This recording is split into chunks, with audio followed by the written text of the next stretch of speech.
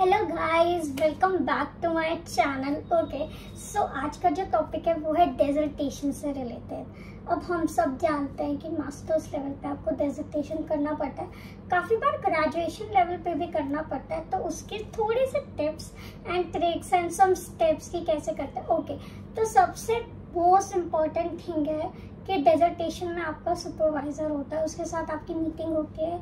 उसके हिसाब से आपको लगता है अच्छा, या तो सुपरवाइजर कोई टॉपिक देता है या आपका जो इंटरेस्ट है उसके बेसिस पे आप टॉपिक चूज करते हो। तो जब आपका टॉपिक हो गया तब आपको वेरिएबल्स, सबसे पहले आपको वेरिएबल्स निकालने होते हैं, जैसे कि सोशल मीडिया हो गया या डिप्रेशन हो गया, ये आपके वेरिएबल्स है। अब इस पे आपको एक स्केल ढूंढना है, ठीक है। जैसे ही आपके सारे वेरिएबल्स के स्केल आपको मिल गए, आप फिर से एक मीटिंग करोगे अपने सुपरवाइजर के साथ, उनसे कंफर्म कराओगे कि आपकी ये स्केल्स ठीक है। अगर वो पास करता है उसके बाद आपका नेक्स्ट स्टेप शुरू होता है, क्योंकि काफी बार ये होता है आपको आपके वेरिएबल्स के हिसाब से सुटेबल स्केल्स नहीं मिल पाते। तो सबसे पहले आपका सबसे मोस्ट इम्पोर्टेंट थिंग है आपका स्केल्स फाइनल हो जाए।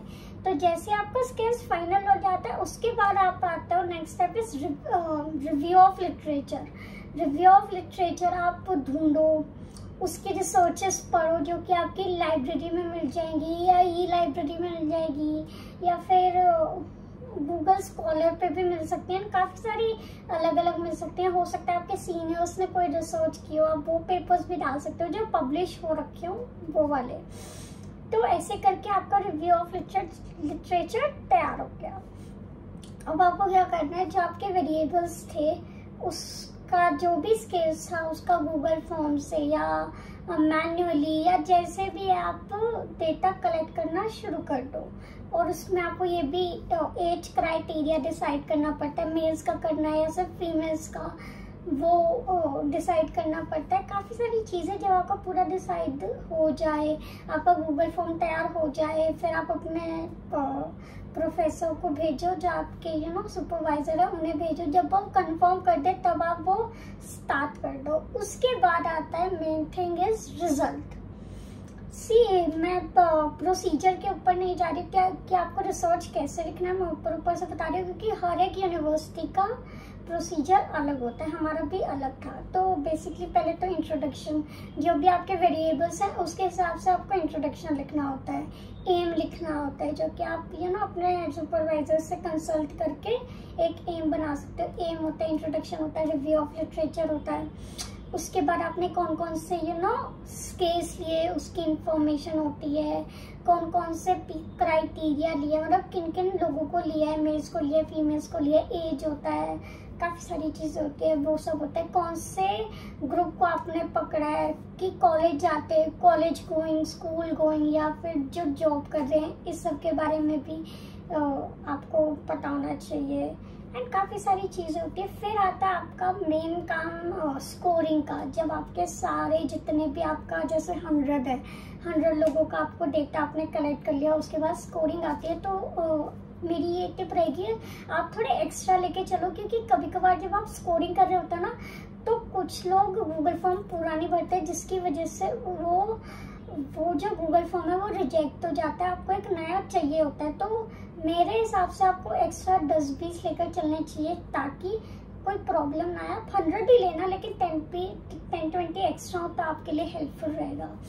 फिर आपको अपने सुपरवाइजर से थोड़ा और डिटेल में ये जानना पड़ता है कि कौन कौन सा टी टेस्ट लगाएं, क्या लगाएं, कोरिलेशन करना है, टी टेस्ट लगाना है, क्या करना है, उसके हिसाब से टेबल्स अपने सुपरवाइजर के पास लेके जाए। जब वो कंफर्म करे तब पूरा प्रैक्टिकल लिखना शुरू करें। ऐसे मतलब प्रैक्टिकल कह रहे, डिसर्टेशन लिखना शुरू करें। It's very easy.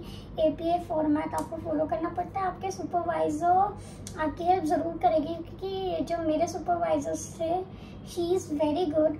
उन्होंने मेरी बहुत ज़्यादा हेल्प की है, क्योंकि जब मैं स्टार्ट कर रही थी मुझे इतना कुछ आइडिया नहीं था, बट धीरे धीरे आई केम टू नो। मुझे थोड़ी बहुत स्कोरिंग आएगी, कैसे करना है, क्या करना है, कैसे फॉर्मेटिंग करनी है। मेरी एक फ्रेंड थी खुशी, शी वॉज माई क्लासमेट, उसने भी मेरी बहुत हेल्प की। तो मतलब आपके अगर फ्रेंड्स हैं तो वो आपकी हेल्प कर देते हैं, तो इसलिए connections banana is very important. And आपके अगर फ्रेंड्स हैं, अगर वो कोई मतलब कि किसी और कॉलेज में या कहीं और किसी और जगह, वो भी कुछ आपका वेरिएबल जैसा कुछ उनका है और उनके पास स्किल्स अवेलेबल हैं, आप उनसे मांग सकते हो। तो it's very easy. Okay, tips में तो यही होगा कि सबसे पहले तो आप वेरिएबल और स्किल्स करो, बिकॉज अगर आपके स्किल्स कन्फर्म हो गए ना, फिर आप प्रैक्टिकल लिखना स्टार्ट कर सकते हो। लेकिन अगर आपने पहले ही प्रैक्टिकल स्टार्ट कर दिया, स्किल्स चेंज होते हैं, तो आपको वो मेहनत दोबारा से करनी पड़ेगी। मेरी तो यही टिप रहेगी, क्योंकि मेरे साथ ऐसा थोड़ा सा इंसिडेंट हो गया था। एंड डिसर्टेशन वाइवा में ना एक्सटर्नल आते हैं, जो कि आपसे सब कुछ पूछते हैं, आपके डिसर्टेशन के limited, um, title, everything, they ask everything. Scoring पे क्या क्या किया, कैसे किया, क्या एक्सपीरियंस था, क्या डिफिकल्टीज आई, अगर नेक्स्ट टाइम फ्यूचर इम्प्लीकेशंस क्या चेंज करना चाहोगे, अगर आप थोड़े साल बाद ये डिसर्टेशन उठाते तो आप क्या करते, आपने ये डिसर्टेशन क्यों ली, आपने ये वाला ही वेरिएबल क्यों लिया, आपने ये वाला ही स्केल क्यों लिया। तो ऐसे काफ़ी सारी चीज़ें हो जाती हैं। एंड कंपैरिजन भी कभी कभार मेल और फीमेल का क्यों दिखाया, तो वो सब कुछ पूछे। दे ask everything and her interview 15 to 20 minutes का चलता है। So all the best, make sure कि आपका डिसर्टेशन आप धीरे धीरे कंप्लीट अच्छे से आराम से करो। एग्जॉट मत करना, इट्स ईजी। अपने सुपरवाइजर से बात करो, अगर आपको कोई प्रॉब्लम आ रही है आप उनसे पूछो, they will help you. Title लिखना पड़ता है, काफ़ी सारी चीज़ें होती है जो सुपरवाइज़र आपको गाइड कर ही देते हैं धीरे धीरे। बट इट्स वेरी, मतलब मैं ये नहीं कहूँगी कि पहले मुझे लगता था बहुत ज़्यादा मुश्किल है, मैं ये नहीं कहूँगी कि इजी है। इट्स लाइक कि जैसे जैसे प्रैक्टिस होती जाएगी आपको इजी लगता जाएगा। बट हाँ, it's difficult, it takes time.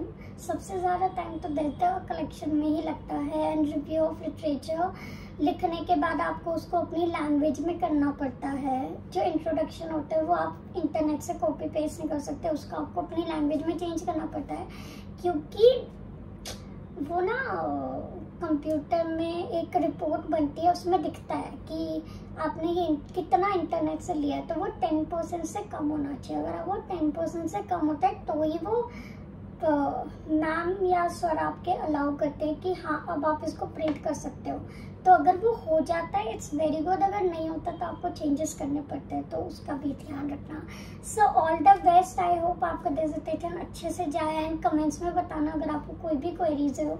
और थैंक यू सो मच, जो लास्ट वीडियो थी वाइवा से रिलेटेड, वो बहुत मतलब कि उसमें भी सपोर्ट दिखाने के लिए, क्वेश्चन पूछने के लिए, एंड इसमें भी ज़रूर क्वेश्चंस पूछना।